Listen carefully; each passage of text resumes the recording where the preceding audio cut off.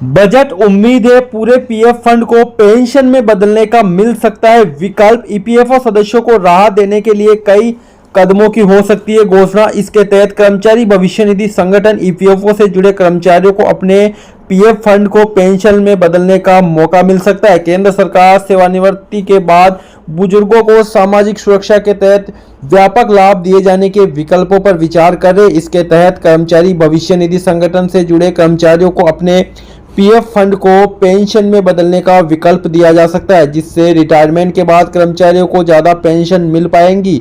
संभावना जताई जा रही है कि आगामी वित्तीय वर्ष 2025-26 के बजट में भी सरकार सामाजिक सुरक्षा को लेकर ऐलान कर सकती है। सूत्र बताते हैं कि केंद्र सरकार के निर्देश पर श्रम और रोजगार मंत्रालय पहले से ही सामाजिक सुरक्षा योजना का दायरा बढ़ाने के विकल्प पर काम कर रहा है। नए विकल्पों के तहत श्रमिकों को कई तरह की सुविधाएं दी जाएगी। ईपीएफओ से जुड़े श्रमिक पीएफ फंड में जमा धनराशि को रिटायरमेंट के समय पेंशन के तौर पर बदल सकेंगे। इसका मतलब है कि सेवानिवृत्ति के समय किसी कर्मचारी को लगता है कि उसे बुढ़ापे में पेंशन अधिक चाहिए तो वह फंड में जमा धनराशि को पेंशन फंड में डाल सकता है। इससे पेंशन के तौर पर मिलने वाली धनराशि बढ़ जाएगी। ये सुविधाएं भी मिल सकती है। नंबर 1 है कि रिटायरमेंट के बाद भी पीएफ फंड पर ब्याज मिलेगा। इसी तरह से अगर किसी कर्मचारी को रिटायरमेंट के समय लगता है कि उसके पास आय के अन्य विकल्प है और उसे 58 वर्ष की आयु में सेवानिवृत्त होने पर पेंशन नहीं चाहिए, बल्कि वह पेंशन को 60 से 65 या अन्य किसी उम्र से शुरू करना चाहता है, तो यह विकल्प भी प्रदान किया जाएगा। ऐसे में पेंशन फंड में जमा धनराशि पर सालाना ब्याज जुड़ता रहेगा और जिस उम्र से शुरू करना चाहेंगे उससे उसी हिसाब से पेंशन मिलना शुरू हो जाएगी। नंबर 2 है पीएफ खाते में एक मुश्त धनराशि जमा कराने की व्यवस्था होगी। मंत्रालय चाहता है कि ईपीएफओ सदस्यों को नियमित धनराशि निर्धारित मासिक अंशदान के अतिरिक्त एक मुश्त धनराशि अपने खाते में डालने की अनुमति दी जाए। इस विकल्प पर बीते काफी समय से चर्चा चल रही है, लेकिन अब काफी स्तर पर सहमति बनती दिखाई दे रही है।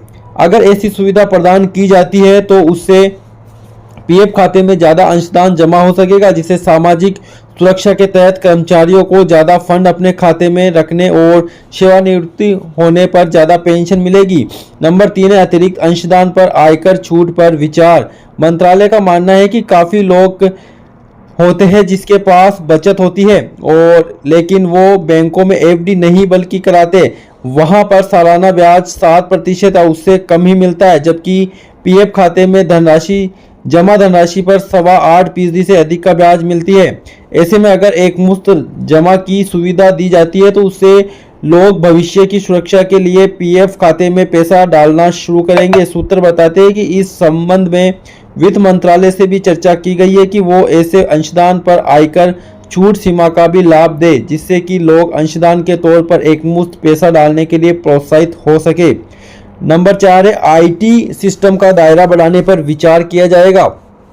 मौजूदा समय में ईपीएफओ के सदस्य सिस्टम को बैंकिंग की तरह बनाने पर काम चल रहा है। आईटी सिस्टम 3.0 के जून में पूरा होने की संभावना है। इससे लोगों को बैंकिंग जैसी सुविधा मिलने लगेगी, जिसके साथ ही सरकार सामाजिक सुरक्षा के तहत लाभों को बढ़ाने से जुड़े विकल्पों पर भी काम कर रही है, जिसका ऐलान बजट पर या फिर उसके बाद भी किया जा सकता है। इसको लेकर ईपीएफओ, श्रम एवं रोजगार मंत्रालय के बीच नियमित तौर पर चर्चा जारी है।